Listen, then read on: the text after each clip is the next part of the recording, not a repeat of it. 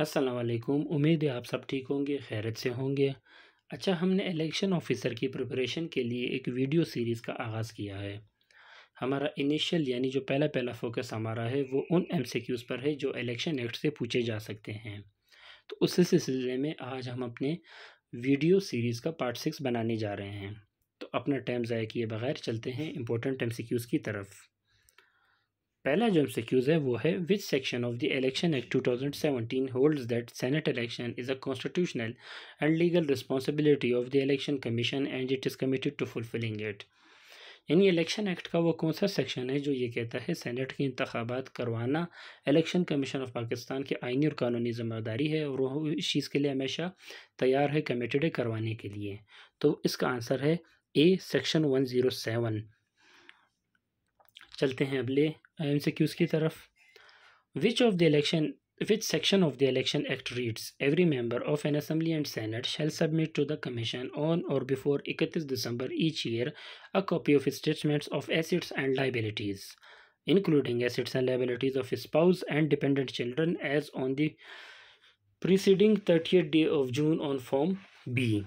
अच्छा, तो ये आपसे आसान अल्फाज में पूछ रहा है। अगर मैं आसान अल्फाज में आपको करके बताऊं कि एमएनए, एमपीए या सेनेटर, चूँकि सेनेट का मेंबर सेनेटर होता है और असेंबली अगर कौमी असेंबली है तो उसका मेंबर एमएनए होता है और अगर सूबाई असेंबली है तो उसका मेंबर एमपीए होता है। तो कह रहा है चाहे सेनेटर, एमपीए, एमएनए हर साल 31 दिसंबर 1 दिसंबर से पहले अपने असासे और वाजिबात की डिटेल्स देगा किसको, इलेक्शन कमीशन को लाजमी। एक तो ये बात हो गई। दूसरा उसने कहा इंक्लूडिंग यानी उनका भी देगा, किन का, अपने बच्चों का और अपने, अगर वो फीमेल है तो हस्बैंड और अगर मेल है तो वाइफ, उनका भी देगा। यानी वो बच्चे जो उन पर डिपेंडेंट है, ये बात भी याद रखिए। कुछ बच्चे माँ बाप से अलहदा हो जाते हैं शादी करके तो अपनी फैमिली बना लेते हैं, तो वो डिपेंडेंट के डेफिनेशन में नहीं आते हैं। तो अपने स्पाउस यानी अपने पार्टनर का, लाइफ पार्टनर का और अपने डिपेंडेंट बच्चों का भी देगा। उनका जो उन्होंने 30 जून को दिया था फॉर्म बी में, वही वाला देगा।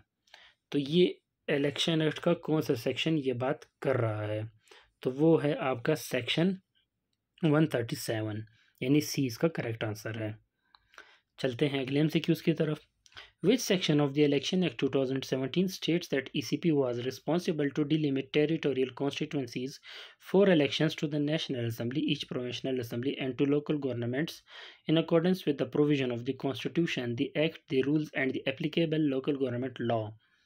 अच्छा, ये अगर आसान अल्फाज में आपसे पूछूं तो, आपसे पूछूं नहीं बल्कि आपको बताऊं, सॉरी, तो ये कह रहा है कि इलेक्शन एक्ट का कौन सा सेक्शन है जो ये कहता है क्या कि इलेक्शन ईसीपी की ये जिम्मेवारी है कि वो डिलिमिटेशन करे टेरिटोरियल कॉन्स्टिट्यूंसीज़ की। इसको आसान अल्फाज में हम कहते हैं हल्का बंदी करे, किसकी, नेशनल असम्बली के लिए, सूबाई असम्बली की हल्का बंदी और लोकल गवर्नमेंट की, ताकि उन पर इलेक्शंस करवाए जाएं। चूँकि इलेक्शंस करवाने से पहले एक शर्त ये होती है कि हल्का बंदी करना भी लाजमी होती है। अब हल्का बंदी क्या है, डिलिमिटेशन क्या है, ये एक अलहदा डिटेल्ड वीडियो में इंशाल्लाह मैं आपको एक्सप्लेन करूंगा जब ये एमसीक्यूज़ वाला सीरीज़ ख़त्म हो, चूँकि एक अलहदा टॉपिक है। फ़िलहाल आप हल्का को इतना समझे कि हर हल्के से अगर वो कौमी असम्बली का हो तो एक एमएनए आता है हर हल्के से, अगर वो सूबाई असम्बली से सूबाई असम्बली का हल्का है तो वहाँ से एक एमपीए आता है, और अगर वो लोकल गवर्नमेंट का हल्का है तो वहाँ से एक काउंसलर आता है, जिसे हम वार्ड भी कहते हैं। तो अब ये सेक्शन पूछ रहा है कि इलेक्शन एक्ट का कौन सा सेक्शन है जो ये कहता है कि ये इलेक्शन कमीशन ऑफ पाकिस्तान की ज़िम्मेदारी है कि वो हल्का बंदी करे ताकि इलेक्शन करवाए जा सकते हैं कौमी असम्बली के लिए, सूबाई असम्बली के लिए और लोकल गवर्नमेंट के। और मज़ीद वो जो हल्का बंदी की जाए वो आइन के मुताबिक की जाए, एक्ट यानी इलेक्शन एक्ट के मुताबिक की जाए, इलेक्शन रूल्स के मुताबिक की जाए, और अगर लोकल गवर्नमेंट की हल्का बंदी हो तो सूबाई जो कवानीन है उनके मुताबिक की जाए। तो ये आपका कहता है सेक्शन 17 सब सेक्शन 1 सेक्शन 20 का आंसर है। आई नो ये एमसीक्यूज़ आपको थोड़ा मुश्किल लग रहा होगा चूँकि ये एक बड़ी बात है, मगर ये एक इम्पॉर्टेंट एमसीक्यूज़ है। ये इलेक्शन कमीशन का एक बहुत अहम काम है, आपसे पूछा जा सकता है, और जैसे कि मैंने पहले भी जिक्र किया, इंशाल्लाह इस पर मैं एक डिटेल वीडियो बनाऊँगा। चलते हैं अगले इम्पोर्टेंट एमसीक्यूज़ की तरफ। The Commission shall hold elections to the local government within 120 days of the expiry of the term of the local governments of a province, cantonment, Islamabad capital territory, or federally administered tribal areas. Is mentioned in which section of the Election Act? ये आसान अल्फाज में आपसे ये पूछ रहा है कि कमीशन ने लोकल गवर्नमेंट के इलेक्शन 120 दिन के अंदर करवाने हैं जब उसका टेन्योर ख़त्म हो। यानी आज अगर कंसिडर करें, आज 1 अगस्त है, 1 अगस्त है आज 1 अगस्त है, ठीक है। तो अब 120 दिन का क्या मतलब होता है? यानी 30 30 30 30 60 और 60 और 60 120 यानी 4 महीने। तो 4 महीनों के अंदर यानी 1 अगस्त से ऑनवर्ड्स आप 4 महीने अगर डालें तो सितंबर, अक्टूबर, नवंबर, दिसंबर यानी 30 दिसंबर तक फिर इलेक्शन कमीशन ने लोकल गवर्नमेंट के इलेक्शन करवाने हैं। आज अगर लोकल गवर्नमेंट का टेन्योर पूरा हो जाता है, काउंसलर्स और नाजिम जो भी हैं उनका टेन्योर पूरा हो जाए, तो ये जिम्मेवारी है इलेक्शन कमीशन की 120 दिन के अंदर करवाना। अब आपको पता है लोकल गवर्नमेंट हर सूबे का अपना होता है, इस्लामाबाद का अपना होता है, कैंटोनमेंट जहाँ जहाँ पे कैंट है उनके अपने लोकल गवर्नमेंट के इलेक्शंस होते हैं, फाटा के अपने होते हैं, अगरचे फाटा अभी KPK में शुमाल हो चुका है। तो ये कौन सा सेक्शन कहता है कि कमीशन की जिम्मेवारी है? ये सेक्शन 219 सबसेक्शन 4 कहता है। तो करेक्ट आंसर इसका है सेक्शन बी, ऐसा ऑप्शन बी, सेक्शन 219 सबसेक्शन 4। ये जो कुछ टॉपिक्स हैं जो आपको लगते हैं कि वो थोड़े से ज़्यादा डिटेल में एक्सप्लेनेशन मांगते हैं, इंशाल्लाह इस पर वीडियो बनाई जाएगी। चलते हैं अब अगले MCQs की तरफ। Under which section a person is guilty of the offense of illegal practice if he fails to comply with section 134 and does not submit return of the election expenses?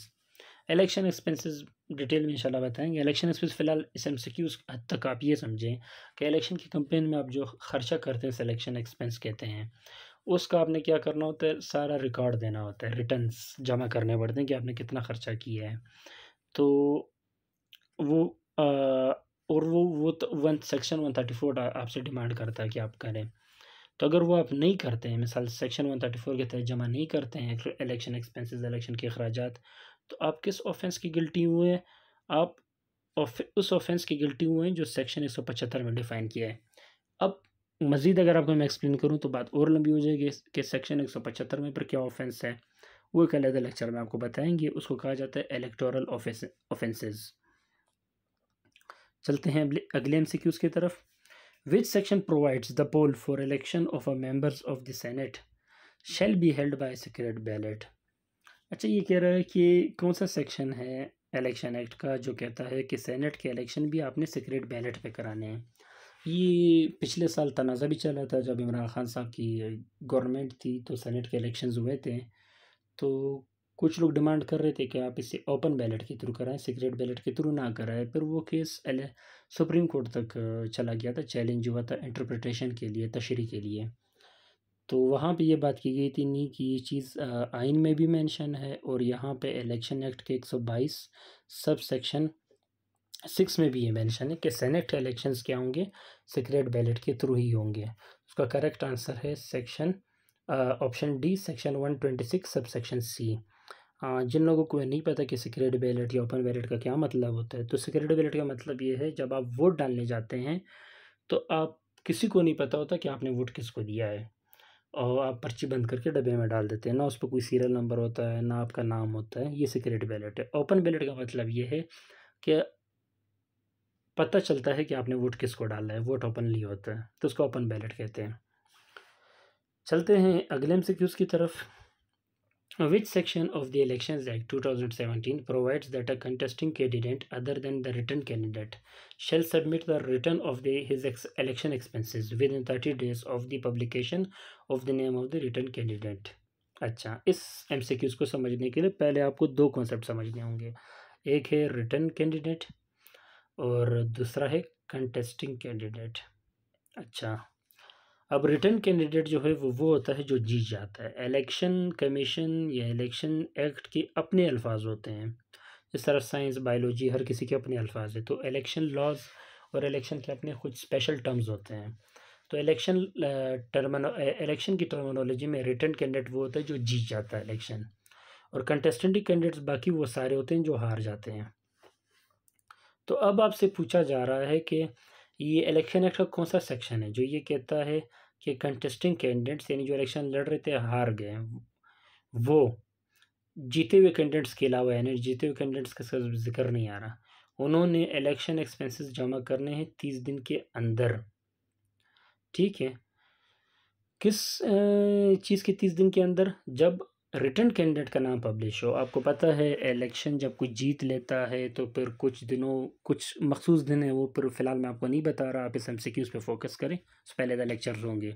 तो कुछ मखसूस दिनों बाद क्या होता है, इलेक्शन कमीशन वेबसाइट पे उनका नोटिफिकेशन जारी कर देता है कि जी ये लोग रिटर्न कैंडिडेट्स हैं और ये लोग इस हल्के से जीत गए हैं। तो अभी यहाँ पे कह रहे हैं कि जो लोग जीत गए हैं उनका नाम पब्लिश हो गया है। उसके बाद 30 दिन के अंदर क्या है, जो कंटेस्टिंग कैंडिडेट्स है जो इलेक्शन लड़ रहे थे हार गए, उन्होंने अपने क्या करने हैं, इलेक्शन एक्सपेंसेस जमा कराने हैं।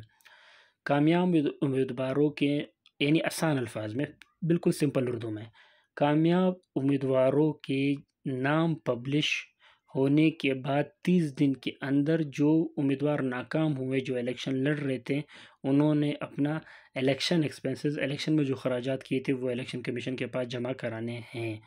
ये कौन सा सेक्शन इलेक्शन एक्ट का कहता है? ये आपका कहता है 134 सब सेक्शन 1, यानी इसका करेक्ट आंसर या करेक्ट ऑप्शन हुआ सेक्शन 134 सब सेक्शन 1। तो correct option is the D. अब चलते हैं अगले की तरफ। Under section 2 sub section 27, the national database and registration authority was constituted under.